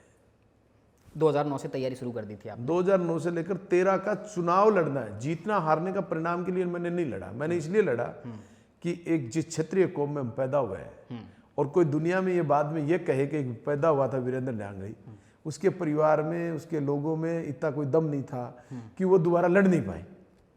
तो मैंने लड़ने का निश्चय बन करा कि लड़ेंगे निश्चित रूप से, जीते हारे। आपने अपने एक अच्छा करियर छोड़ दिया। हाँ, जीते हारे इससे कोई फर्क नहीं पड़ता, लेकिन 13 का चुनाव लड़ेंगे, चाहे किसी भी कठिन परिस्थिति में। उस समय 13 के चुनाव लड़ने से पहले मेरे ऊपर गोलियां चल हाँ, गई। वो पूरा घटनाक्रम बताइए। 2012 में मेरे ऊपर हमला हो गया, गोलियां चली, 3 आदमी हम घायल हुए, हम लंबे समय तक हॉस्पिटलाइज रहे। उसके बाद फिर मैदान में आके मैं लड़ा। बहुजन समाज पार्टी के कार्यालय में हमला हुआ। काबिला कार्य हमला। किसने करवाया ये हमला? ये भी वही थे जो वीरेंद्र न्यागली का मर्डर करने वाले थे, वही लोग उसमें शामिल थे, वही वो परिवार थे कि ये फिर राजनीति में खड़े हो गए, ये उभरते हुए फिर नहीं कहीं बन जाएं, फिर मारने का प्रयास किया। लेकिन ऊपर वाले की मर्जी थी कि हम नहीं मरे, हम विधायक बनने थे, वहाँ से जनता का प्रेम हमारे साथ खड़ा था, इसलिए कोई वो नहीं। लेकिन हमने आपकी एक आँख खराब है, कौन सी वाली? ये वाले। अच्छा, कैसे क्या पूरी कहानी है? ये आँख है ही नहीं, इसको निकाल दिया, इसमें पत्थर की original आँख है, इसमें गोली लगी, गोली लगने से निकल गई थी। तो हमने तो सारी परिस्थितियाँ, हम 3 भाई हैं, तीनों भाइयों ने बहुत कठिन परिस्थितियाँ झेली हैं। परिवार का पूरा सपोर्ट, गांव का भी सपोर्ट अच्छा था, लेकिन हम सब कुछ कठिनाइयों के साथ झेला। छोटे भाई के चोट लगी, बड़े भाई का मर्डर हो गया, मेरे ऊपर गोलियां चल गई। उसके बाद हमने उनके सामने लड़ा, इसका मतलब हमने तय कर लिया कि मर सकते हैं, हटेंगे नहीं। और हटे नहीं तो फिर खड़े आज। कितने दिन हॉस्पिटल में रहे आप? उस समय हम शायद महीने 2 महीने रहे। ओ, लंबा टाइम आपको हॉस्पिटल में रहना पड़ा। और 2012 में हमला हो जाता है, उसके बाद में 13 में चुनाव लड़ते हैं, एमएलए बन गए। चुनाव हो जाते हैं, तब तक आप पूरी तरह से ठीक हो जाते हैं, स्वस्थ हो जाते हैं। जनता आपको, जैसा आपका दावा है कि जनता ही मुझे पैसा देती है, जनता ही मुझे चुनाव लड़ाती है। पहले चुनाव के बारे में थोड़ा सा बताइए। चुनाव के बारे में क्या जानना चाहते हैं? कैसे चुनाव लड़ा, कैंपेन कैसे किया? देखिए, कैंपेन का इश्यू ये, टिकट की कहानी बताइए। टिकट आप बहुजन टिकट समाज तो पार्टी बहुजन का समाज पार्टी में हम लड़ रहे थे, but ticket Bahujan Samaj party ने दे दी। बहन जी से मिलके आए आप? बहन जी से मिले, प्रदेशाध्यक्ष से मिले, यूपी के हमारे प्रभारी आने वालों से, प्रभारी से मिले। उसमें उस समय मेरे वहाँ राजा राम जी सांसद थे, वो हमारे यहाँ यूपी से प्रभारी थे, बड़े अच्छे नेक इंसान थे। उन्होंने हमारी पूरी मदद करी, चुनाव लड़ाया, हमारे साथ खड़े रहे। और मैं आज भी उन लोगों का, बहुजन समाज पार्टी का पूरा एहसान मानना है। हमको राजनीतिक पहली जन्मदात्री अगर है तो वो जो बहुजन समाज पार्टी है। कितना खर्चा हुआ पहले चुनाव में? देखिए, खर्चा तो अब हिसाब तो उसका होता है ना, जो घर में पैसे पड़े हों, और कितना खर्च आपने अपनी जेब से नहीं लगाया? अब हमारे पास थे ही नहीं ना, मेरी तो गाड़ी चलाने के लिए नहीं थे, गाड़ी भी मेरी तो जनता ने चलाई है।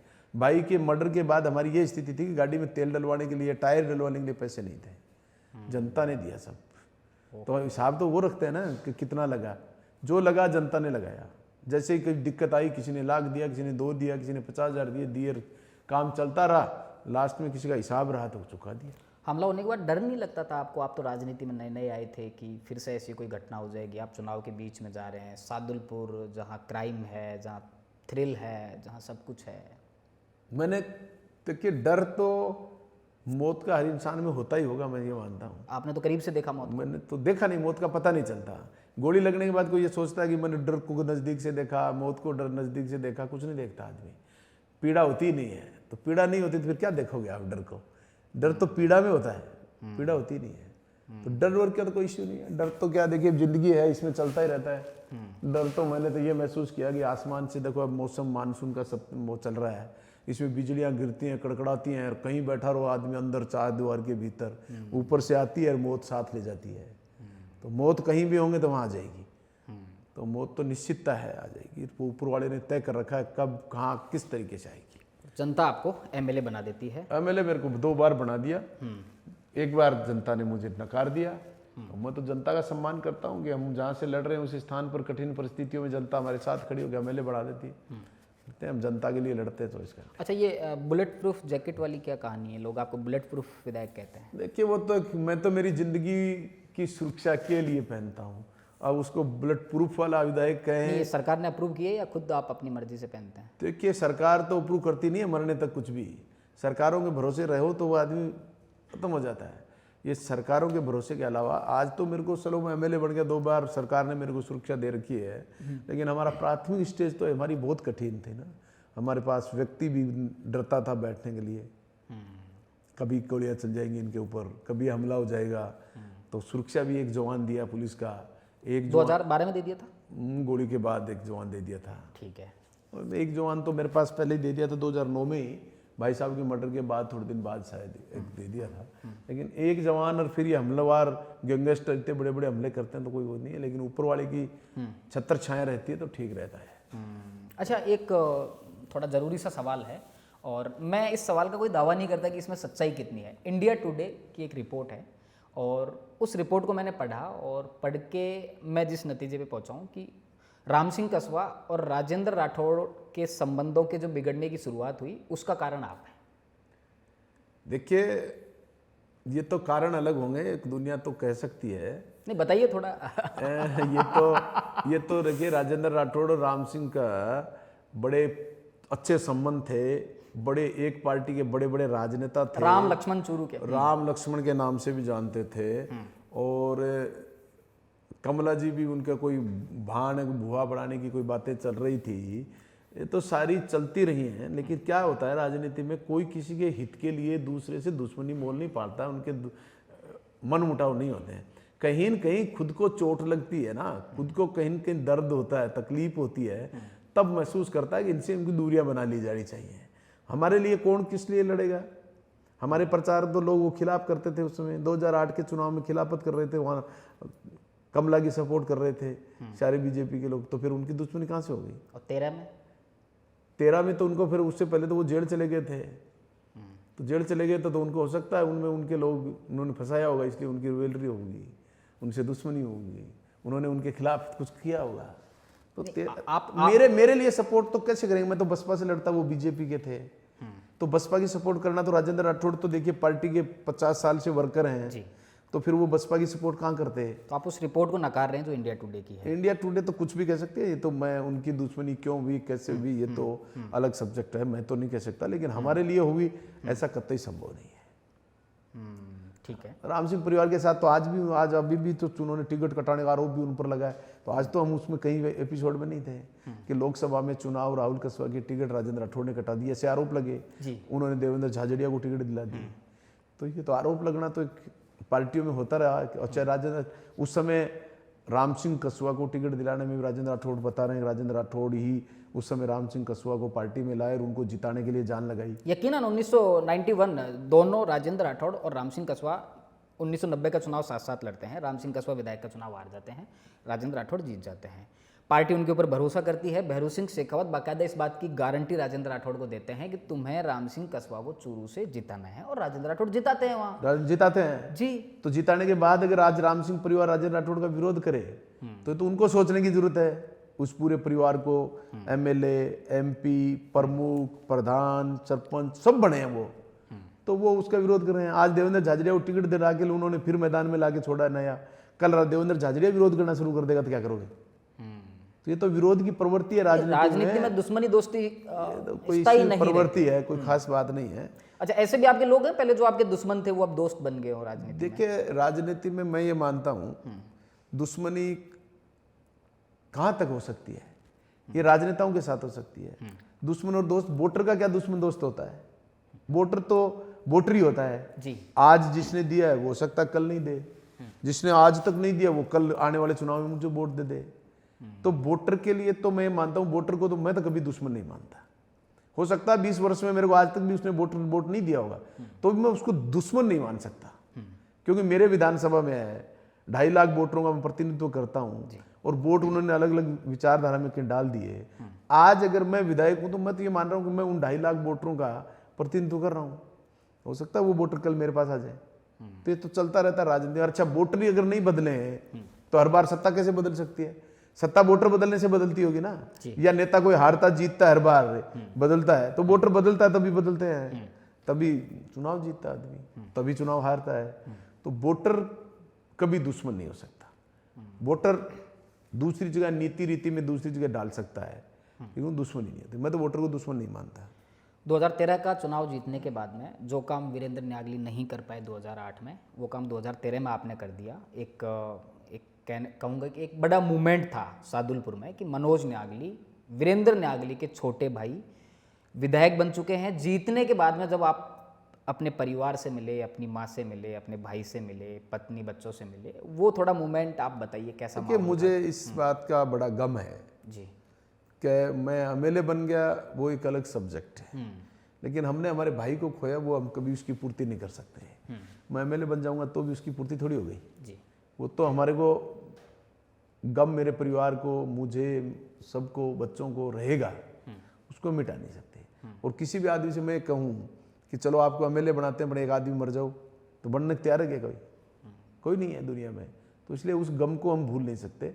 उस दिन जीतने के बाद भी हम यही महसूस कर रहे थे कि हमने काश वीरेंद्र न्यागली कुछ पाया नहीं, हमने सब कुछ खो के बाद ये मिला है, तो हमें तो दुख का दिन था वो, खुशी नहीं। उस दिन और ज्यादा दुख हुआ कि ये काम भाई वीरेंद्र न्यागली जीतता तो हमको तकलीफ नहीं होती, हमें नहीं लड़ना पड़ता, हमें ये दिन नहीं देखने पड़ते। वो भाई मजबूत था। क्या कहा आपकी माँ ने, क्या कहा आपसे? देखिए, मेरी माँ क्या कहेगी? मेरी माँ को तो इस बात के लिए हम चर्चा भी नहीं कर सकते ना। अच्छा, माँ को तो बेटे का जो दर्द है ना, वो हमारे इस पदों से कोई खुशी नहीं हो सकती। पद तो आते जाते रहते हैं। कभी हम एमएलए बन गया तो माँ का बेटा वो कैसे उसकी क्षतिपूर्ति कर सकती है? नहीं कर सकती। उसका दर्द कभी नहीं मिट सकता। ठीक बात है। और माँ जो दर्द समझ सकती है शायद कोई नहीं समझ सकता। मैं एमएलए बन गया, ये मेरी माँ के लिए खुशी हो सकती है कि मैं दूसरा बेटा हूँ, मैं एमएलए बन गया, खुशी हो सकती है मेरी माँ के। लेकिन मेरी माँ के उस दुख को मैं एमएलए बन के भी, मैं मिनिस्टर बन के भी, मैं सीएम बन के भी उस दर्द को दूर नहीं कर सकता। और मैं किसी भी कुर्सी पर जाकर मेरे भाई का वो दर्द है मेरे में कि मेरा भाई नहीं है, तो वो दूर नहीं कर सकता। कर सकता है? कोई नहीं कर सकता। नहीं कर सकता। ठीक बात है। अच्छा, फिर ये इतना सब कुछ चल रहा था परिवार में, मर्डर, चुनाव, आपके ऊपर हमला, पढ़ाई कब की आपने जुडिशरी की?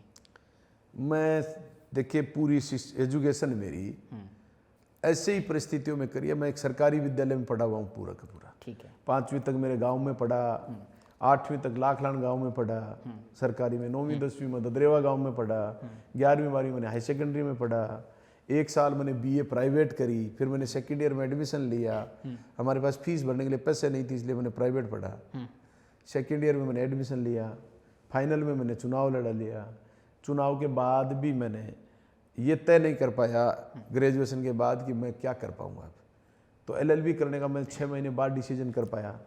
डिसीजन भी कर पाया, संसाधन भी नहीं था, संसाधन भी। इस बीच दौरान में भी मैंने खेती का कार्य, पशु चराने का कार्य किया घर वालों के लिए 6 महीने तक। उसके बाद तय कर पाए कि एलएलबी करने जाना है, तब बीकानेर गए।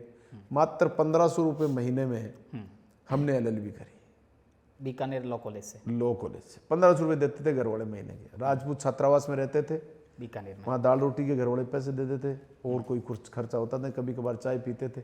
उसी से एपिसोड से पूरे 3 वर्ष तक एलएलबी करके आए। ठीक है। इससे ज़्यादा पैसा नहीं था। उसके बाद में प्रैक्टिस शुरू होती है। प्रैक्टिस शुरू होती है। जुडिशरी के लिए बहुत ज़्यादा तैयारी।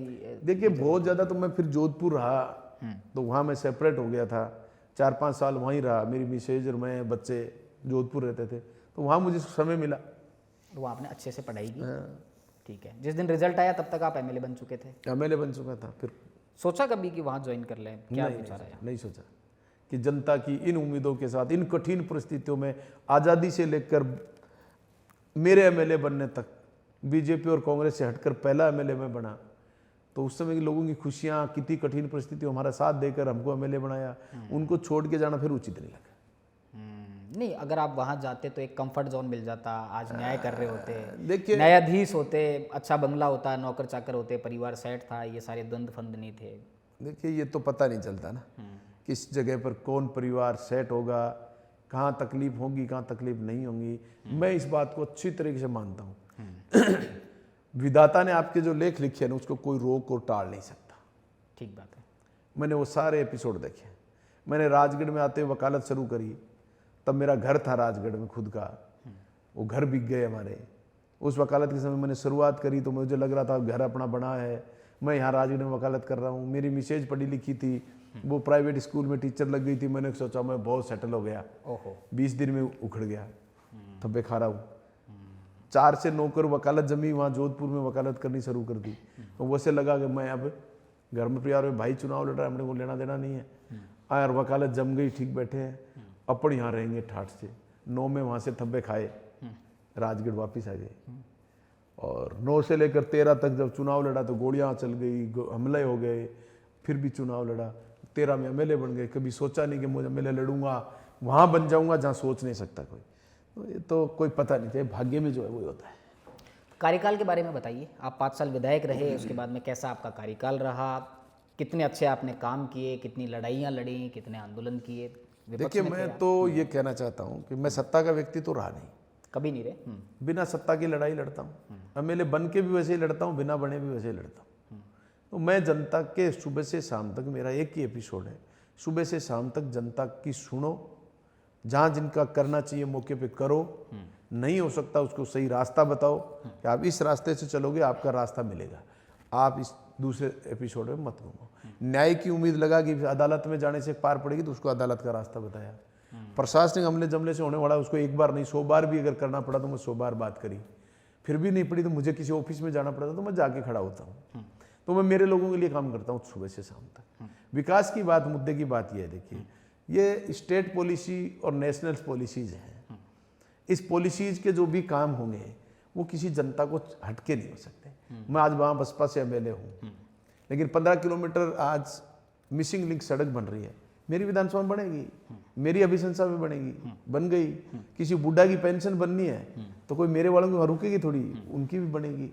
तो विशेष कार्यक्रम गवर्नमेंट जो नेशनल और स्टेट पॉलिसी से होते हैं वो तो होते ही रहते हैं। बाकी बचा हमारा बजट, तो बजट के एपिसोड में हम निश्चित रूप से मैं प्रथम स्थान पर रहता हूं हमेशा।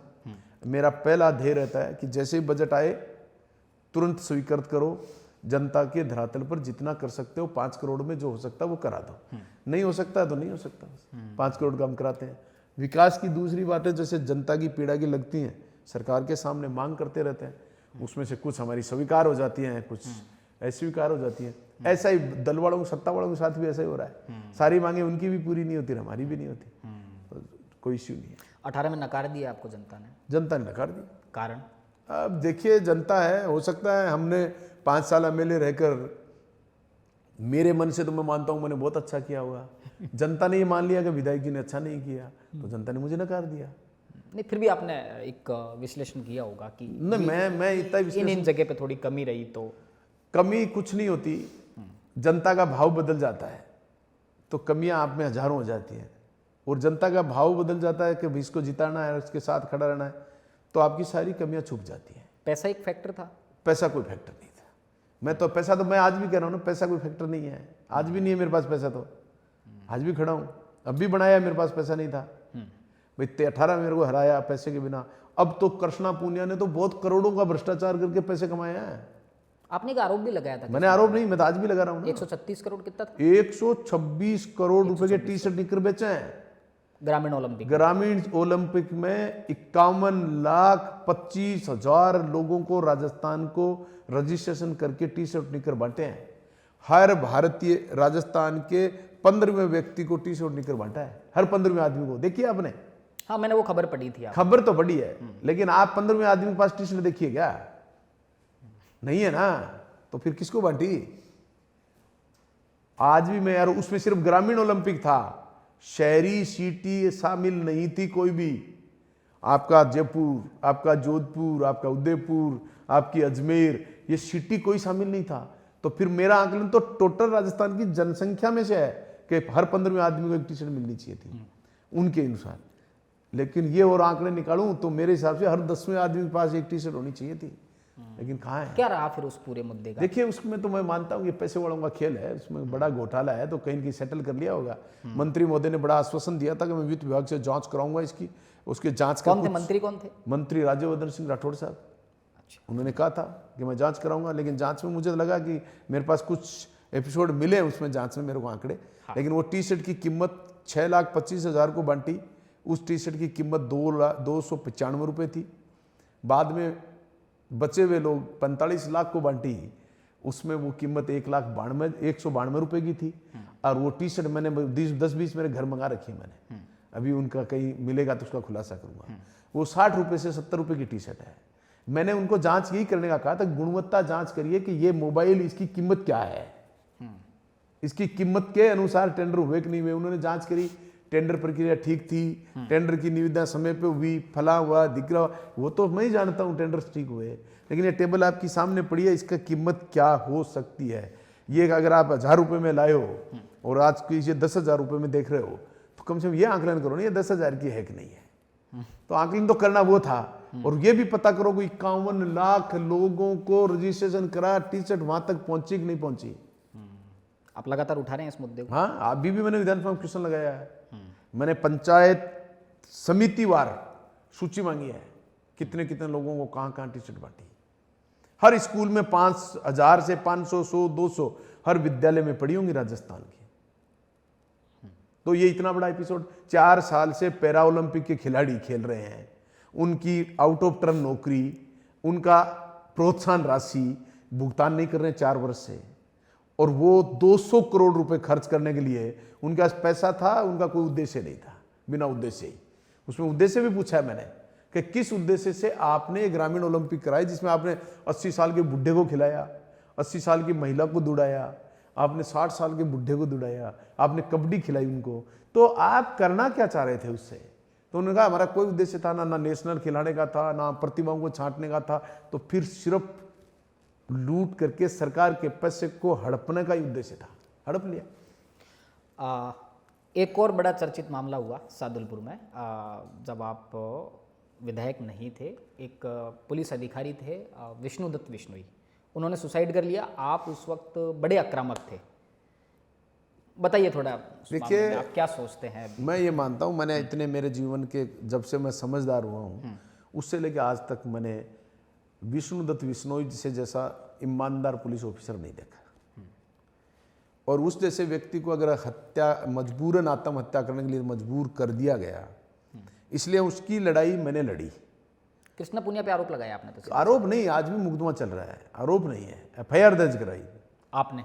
मैंने नहीं, उसके परिवारजन ने।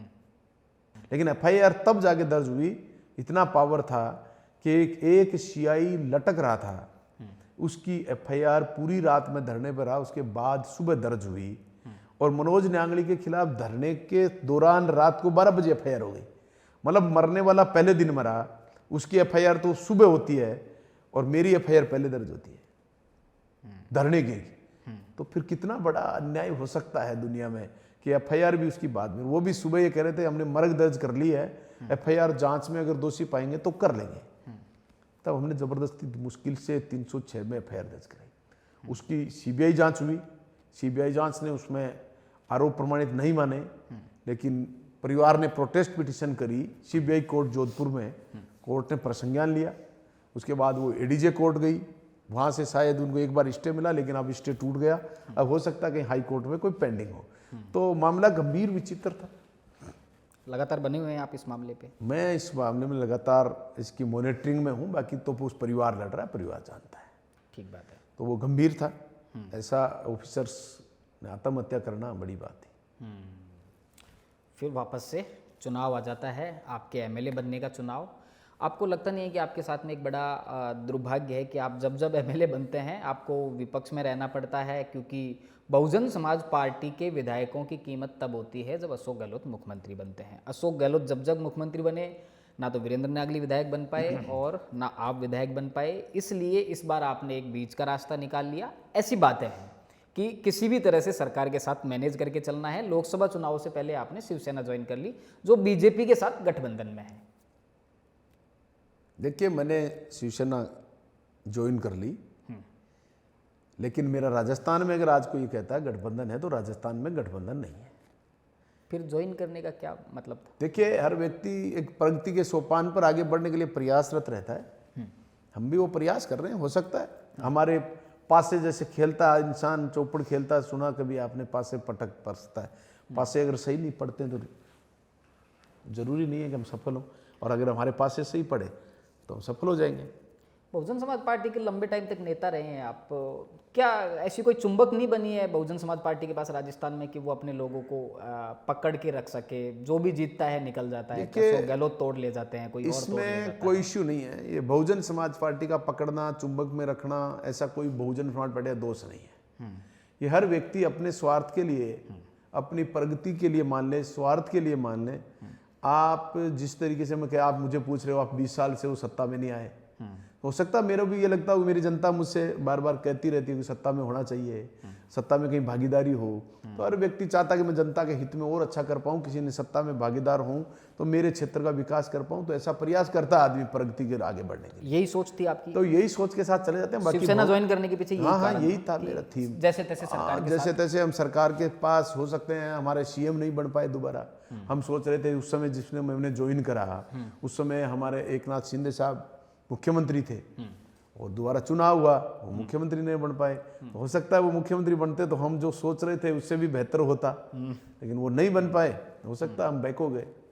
तो सोच तो सत्ता में कहीं भागीदारी हो या हम आगे प्रगति करें। एक और बात चलती है भीतर ने आपके शिवसेना ज्वाइन करने के पीछे, कि आपको शिवसेना ज्वाइन करवाने में राजेंद्र गुड्डा की बड़ी भूमिका थी, और उसका एक और बड़ा कारण था चूरू का लोकसभा आपके ज्वाइन करने के बाद में ऐसी उम्मीद थी कि बहुजन समाज का और जो आपके समर्थक हैं उनका एक बड़ा प्रतिशत भाजपा को जाए, ताकि भारतीय जनता पार्टी चूरू लोकसभा सीट को जीत जाए।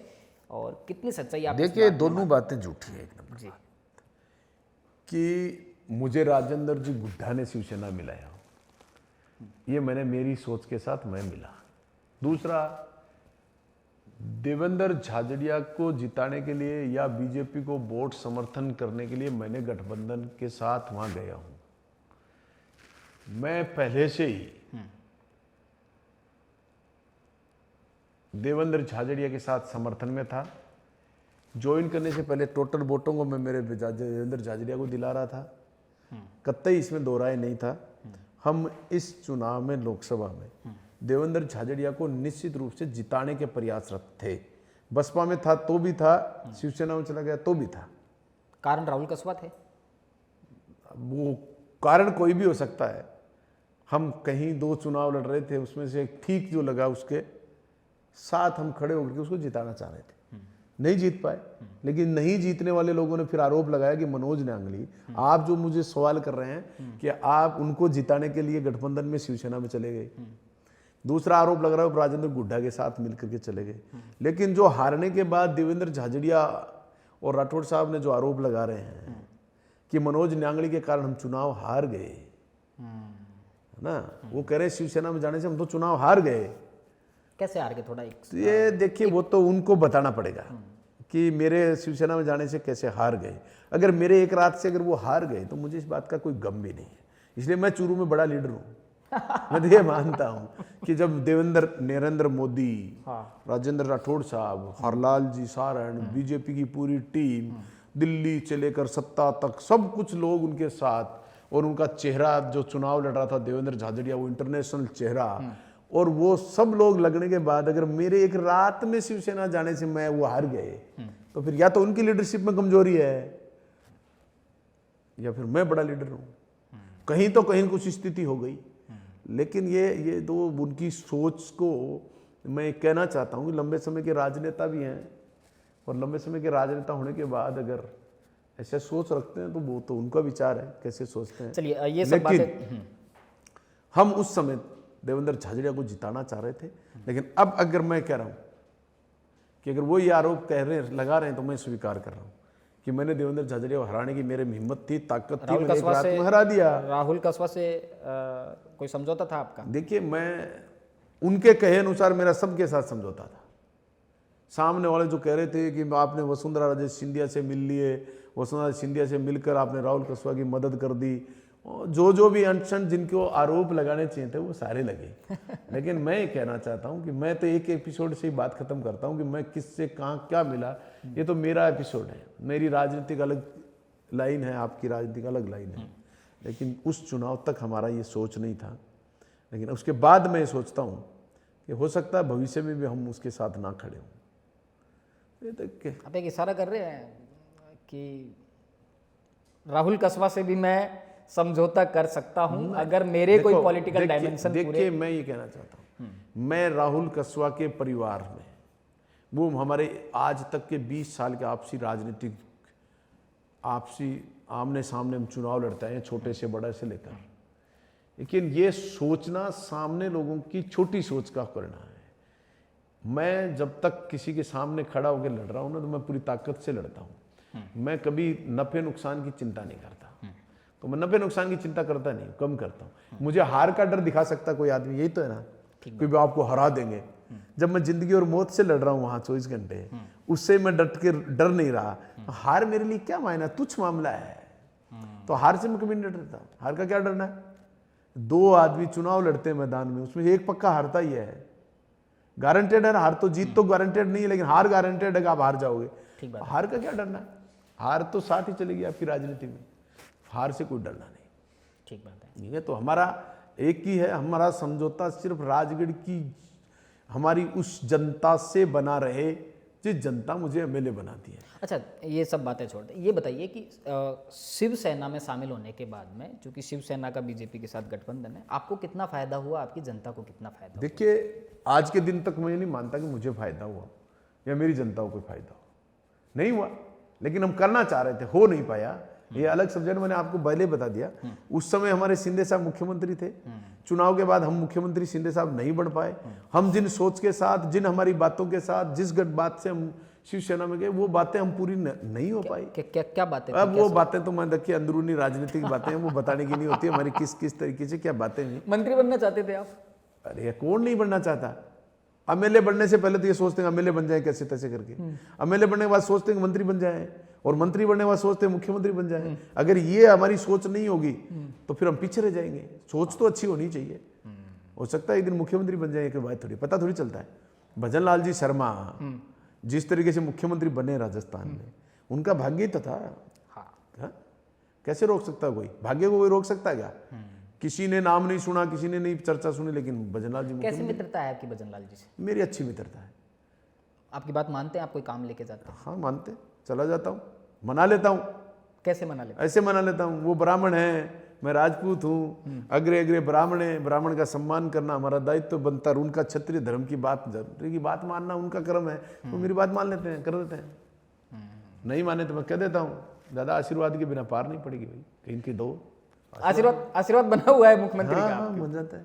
तो काम चल रहे हैं आपके? चल तो रहे हैं। अगला चुनाव कौन सी पार्टी से लड़ने वाले हैं? देखिए, कौन कब कैसे बता सकता है? बता सकता है कोई कौन किस पार्टी से चुनाव लड़ेगा? ये तो समय बताएगा। बड़े मैच्योर नेता बनते जा रहे हैं आप धीरे नहीं, धीरे, जिस तरह से बातों को घुमा फिरा के। एक कौन कह बता सकता है? मैं बताता हूँ आपको, बड़े बड़े उदाहरण बताऊंगा आपको। इसी पार्टियों में, इन्हीं भारतीय जनता पार्टियों में, इन्हीं कांग्रेस पार्टी में जो नेता कल बीजेपी में थे कांग्रेस में चले गए, कांग्रेस में थे वो बीजेपी में चले गए, और जाते आते रहते हैं। ये तो हम चले गए ना, तब जिक्र है। क्योंकि छोटे व्यक्ति कोई भी काम करता है ना, उस पर सारे आरोप लगते हैं। किसी के घर में इज्जत की बात आती है ना, सम्मान और इज्जत की बात आती है, तो सबसे गरीब और छोटे सामान्य परिवार के लोगों पर लागू होता है। बड़े लोगों के साथ कुछ भी हो जाए तो उसकी बात नहीं चलती। तो ये बीजेपी और कांग्रेस के दल बड़े हो गए, और बड़े दल का कोई नेता छोड़ के चला जाता है। किसी बड़ी पार्टी से चुनाव क्यों नहीं लड़ लेते बीजेपी कांग्रेस? देखिए, बड़ी पार्टी मैं मानता नहीं हूँ, बड़ी कहाँ से होंगी बड़ी मेरे सामने। मैंने 2 बार हरा दिया उनको, मैंने एक सामान्य से आदमी ने, तो बड़ी कैसे हो सकती है यार मेरे से? तो मैं तो मानता नहीं बड़ी पार्टी है वो।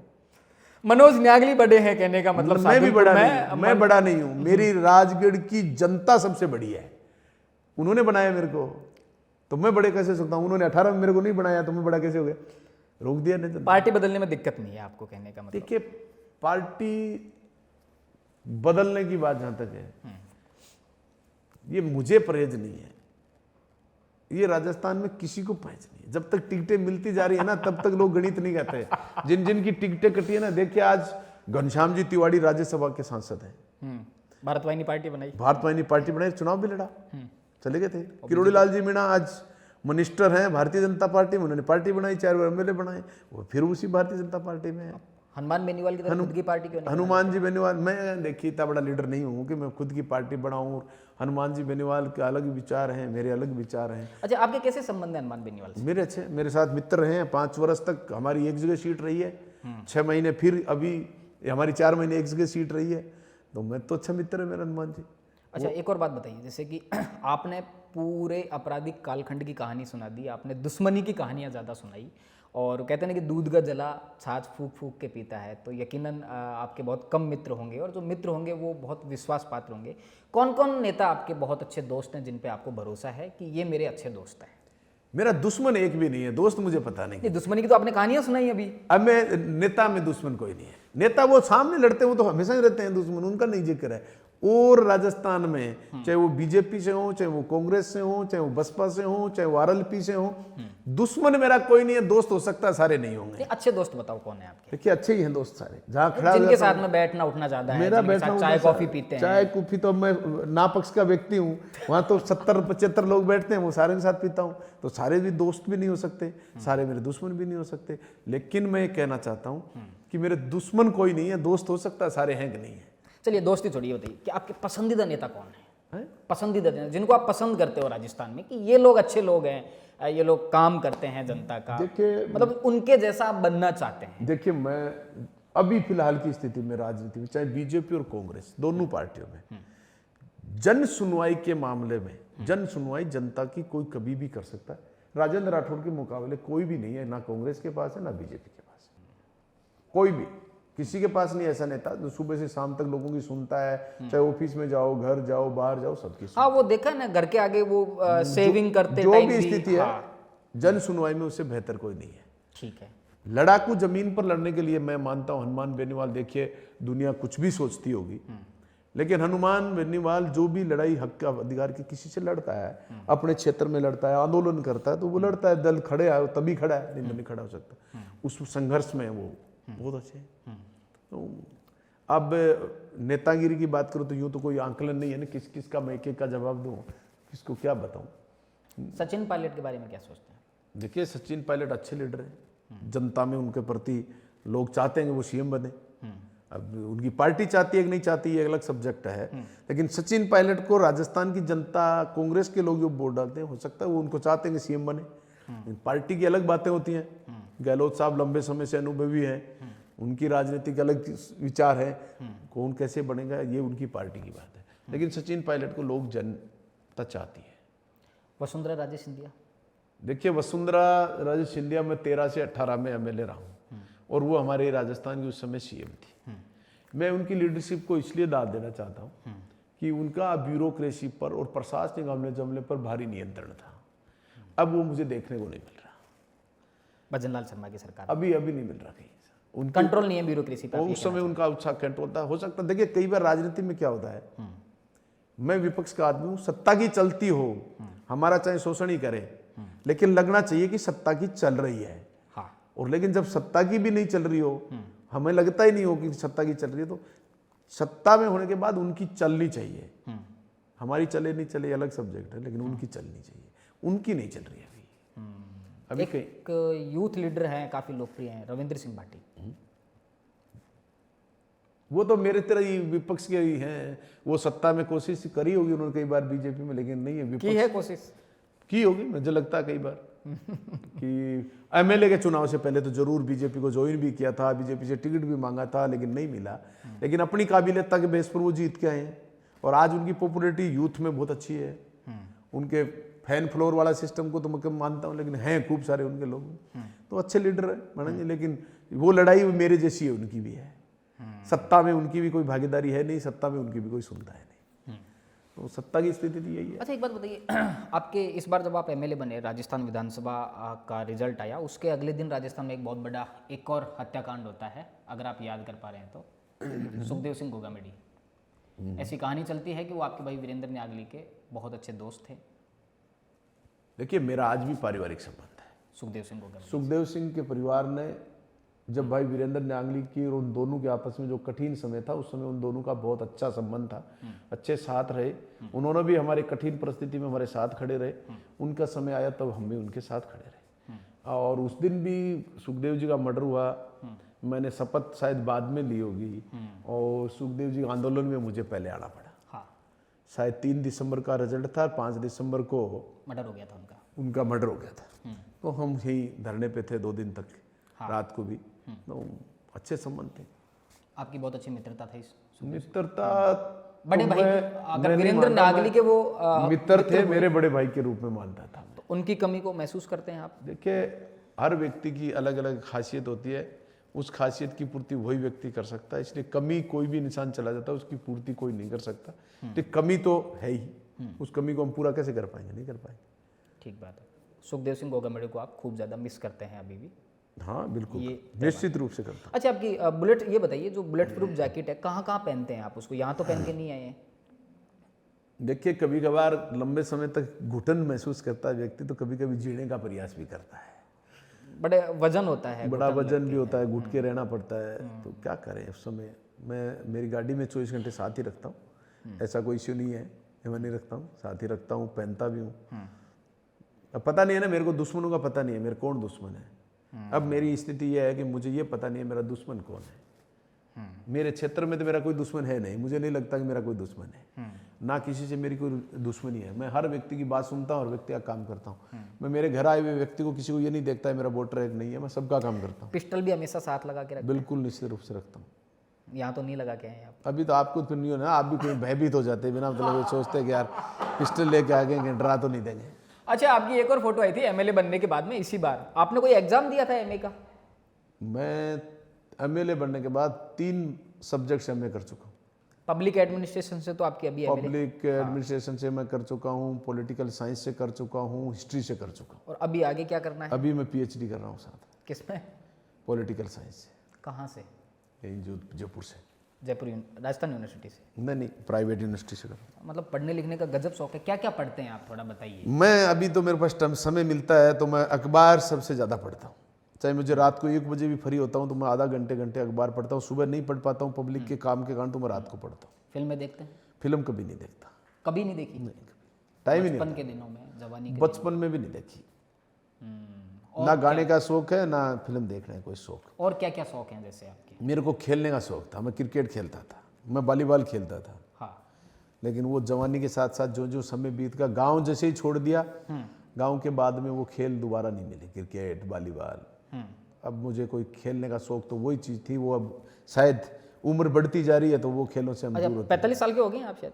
मैं 46 साल का हो गया। 46 साल के हो गए हैं, ठीक बात है। नहीं ठीक है, फिर भी पर्सनैलिटी वाइज तो अगर देखा जाए अपने आप को, अभी बूढ़े नहीं लग रहे हैं, पर 4 साल तक और प्रयास करता है इंसान क्या करता है, उम्र अपनी छुपाने के लिए 50 साल की उम्र तक व्यक्ति छुपाने का प्रयास करता है कि मैं जवान हूँ 50 के बाद फिर वो सारे प्रयास फेल हो जाते हैं। 50 के बाद आप छुपाना छोड़ देंगे? नहीं, मैं तो छुपा तो कुछ भी नहीं रहा हूँ, लेकिन ऑटोमेटिकली दुनिया को लगता है कि हाँ भाई उम्र दराज हो गई, तो 50 के बाद लगना शुरू हो जाता है। परिवार के बारे में थोड़ा सा बताइए। अभी एक तो आपके छोटे भाई हैं, निप्पू, क्या नाम है? निप्पू न्यागली।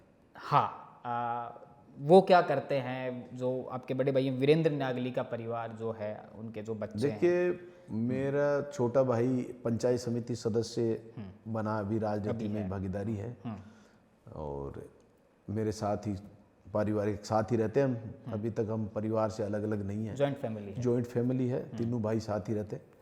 और भाई का लड़का है, उसने एलएलबी कर ली, वो आजकल कोई बिजनेस की तलाश में। वीरेंद्र जी के लड़के ने, मेरे लड़के ने भी नेशनल लॉ यूनिवर्सिटी जोधपुर से लॉ कर लिया। ओके। वो भी प्रैक्टिस करने के प्रयास में। कितने 2 बच्चे हैं? एक लड़का मेरा, एक लड़का भाई साहब के। ठीक बात है। तो खूब सारी बातें हुई, कोई खास बात जो छूट गई हो जो आप हमारे दर्शकों से शेयर करना चाहते हैं? देखिए, मेरी कोई खास बात नहीं छूटी वैसे, लेकिन मेरा इतना जरूर है कि जनता को इतना ही कहना चाहता हूँ कि जनता हमारे साथ जिस तरीके से प्रेम करती है वो प्रेम करती रहे, उसी तरह शक्ति और ताकत देती रहे, और हम जनता के सारथी, उनके सेवक बनकर काम करते रहें, ऐसा मन में विश्वास रखते हैं। भगवान सब कुछ दे दे, लेकिन एक घमंड छोड़कर सब कुछ दे दे, ऐसी आशा रखते हैं। बहुत कमाल की बात बोली आपने। तो आप हमारे स्टूडियो पधारे, उसके लिए आपका धन्यवाद है कि आपने मुझे बुलाया, एक छोटे से गांव के आदमी को यहाँ ऐसे स्टूडियो में। हम भी बहुत छोटे गांव के आदमी हैं। छोटे गांव के हो, ऐसे स्टूडियो में बुलाया है, बातें रखी हैं। कोई हमारे इस दौरान ऐसा कोई बात आई है जिससे किसी को ठेस पहुंच सकती हो, तो मैं उससे भी माफ़ी चाहता हूँ भाई। बहुत खुल के बात ये की है खुली खुली बातें करी हैं, इसमें किसी को छोटी मोटी बात में अगर ठेस पहुंचने का कोई इश्यू है तो भैया माफ़ कर देना।